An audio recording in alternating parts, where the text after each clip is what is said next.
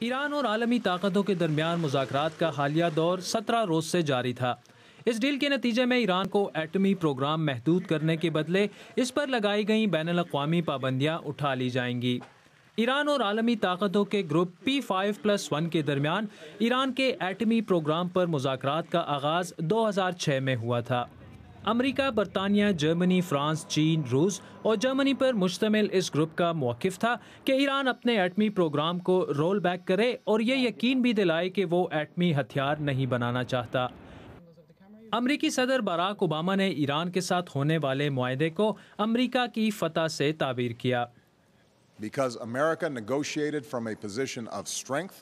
امریکہ نے چونکہ مضبوط اور اصولی پوزیشن کے ساتھ ان مذاکرات میں حصہ لیا، اس لیے ہم خطے میں نیوکلیئر ہتھیاروں کا پھیلاؤ روکنے میں کامیاب ہوئے ہیں۔ اس معاہدے کے تحت عالمی برادری یہ تصدیق کر سکے گی کہ ایران اب ایٹمی ہتھیار نہیں بنا رہا۔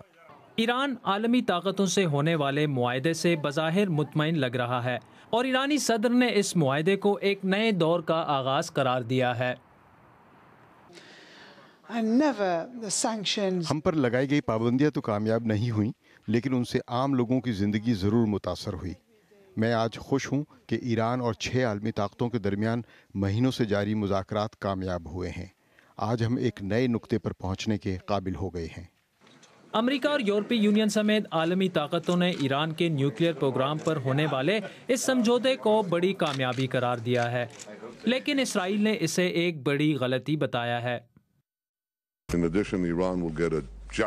اس ڈیل سے ایران کو اربوں ڈالرز کا جیک پاٹ ملے گا، جس سے ایران اس قابل ہو جائے گا کہ دنیا میں اپنی جارحیت جاری رکھ سکے۔ یہ ایک بڑی غلطی ہے۔ یہ بھی خیال کیا جا رہا ہے کہ سعودی حکومت سمیت متعدد عرب ممالک کو بھی اس معاہدے پر شدید اعتراضات ہیں، لیکن اس بارے میں ابھی تک ان کا موقف کھل کر سامنے نہیں آیا۔ عادل شاہ زیب، BBC نیوز۔